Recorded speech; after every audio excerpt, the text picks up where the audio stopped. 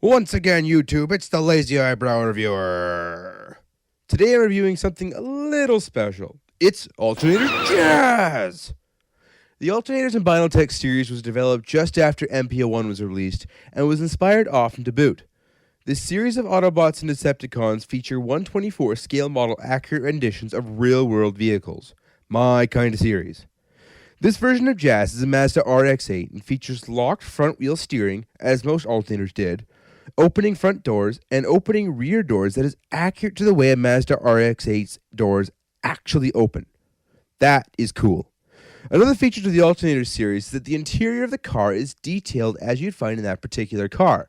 Just look at this interior. There's not much in here to make you think that this could possibly be a Transformer. 4 seats, a works. Not even Hasbro in the Revenge of the Fallen series could do this. Opening hood with a little bit of molded engine. Opening trunk, but you really can't store anything in here. And rubber tires. All in all, this is the best car alt mode I've ever seen any Transformer turn into. But just look at this. Does this really look like Jazz? Sorta, not really. It's all plain. Just plain old white. And that certainly will not do. So what am I to do? Well, Reprolabels, of course. Turn your plain white Autobot from this to this. Now this is Jazz. And look, because I spent over a certain amount, they sent me an Autobot sticker sheet. Now, before you ask where the stickers go from the bottom rows, I'll show you. First, MP10 got symmetrical shoulders, and Roller got a symbol all to his own. My Ultra Magnus got his symbols replaced, and the trailer made out of Lego got its own set. Autobot Stark. And yes, he does transform. Revenge of the Fallen Leader Prime got a chest sticker, which adds so much to his appearance, let me just say. By the way, the winner of the competition may request this addition to their figure if they'd like. And finally, Autobot Thomas the Tank Engine. You know, to fight off Astro Train and all his forces. But this is what you came here for, so this is whom we shall review. And let's start off by transforming him. First thing that needs to be done is to remove the muffler. While we're under here, might I point out, man, there is no cable. None. Like any of this could pass off for the underside of the car. This is detailed to a T. Next, open the doors and unclip the roof from the trunk of the car. Then, fold the back half of the car down. Separate the back of the car. Fold out the fronts of the seats and extend the legs out from behind the seat. I say, making half the leg become a seat? That was genius. Fold back up the seats, then fold the doors over top. Extend the bumper out, and then swing around this black part to form the toe or the heel, depending really on your preference. As in, the instructions would rather have you twist his leg up and around, then rotate his feet 180 degrees, then rotate his waist 180 degrees, so that his bumper becomes his feet. Personally, I find this to look kind of silly as a toe, not to mention the needless effort it takes to get there, so I just leave the feet the way they are. Flip up the outer floorboards and swing the seats and floorboards down and then in together, and then flip the seats up. Pull down the arms and with him his head, and push the hood down to get it ready for the final step. Fold the back windshield into the roof, then fold the front windshield down to free up the hood. Push the head through the triangular piece in the hood, and you're done. Now to make his gun. Flip over his muffler and unfold the 2 inner panels inside. Then flip down the handle. And like Prime, this also pegs into his hand. And now here's Jazz, fully transformed, and I have to say I really like how this guy looks. Man, he is so cool.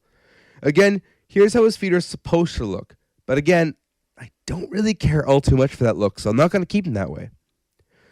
So let's compare him to someone else, shall we? G1 Jazz, who I keep promising to put away, but I keep finding excuses to pull him out. I love this guy.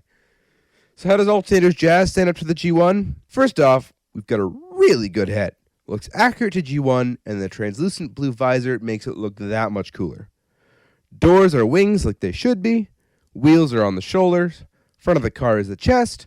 Black torso with white thighs and black calves.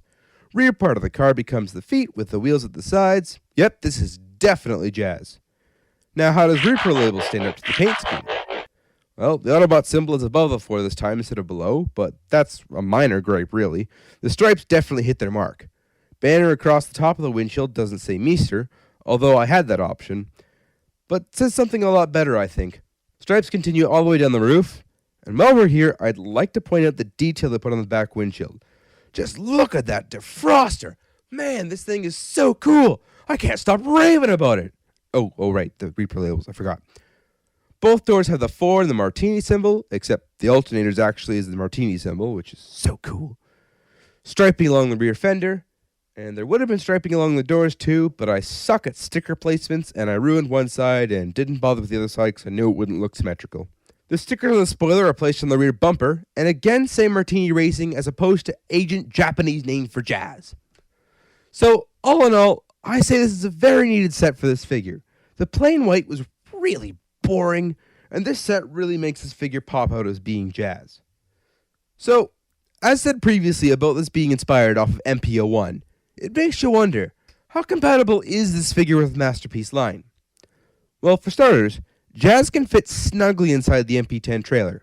Of course, Roller can't be in here too, but MP12 had the same issue, so no complaints from me. And judging on the size comparison of MP12 to MP10, and seeing how Jazz and Sideswipe are supposed to be roughly the same size, yeah, I'd say they're in scale. Just Spike's not fitting inside Jazz, that's for sure. Not unless he wants to look like a 6-year-old. So how about articulation? Jazz's head is on a ball joint and can look in a limited range of motion. Arms move back and forth and out, and the arms are double jointed, which is awesome. But the bicep doesn't swivel, and that's not awesome. Apparently I can't have it all. Hands are on a ball joint and can swivel. Hands can open in a similar fashion to MP10, and for Voyager size, that's not bad. Waist swivels, legs again can go back and forth and out, knees ratchet at 90 degrees, and the feet can move forward and back a little. All in all, articulation is fairly good in most regards. It's so good you could pose him too. But what kind of poses? How about first off, kicking this piece of trash I still have lying around? Kicking it old school with Optimus.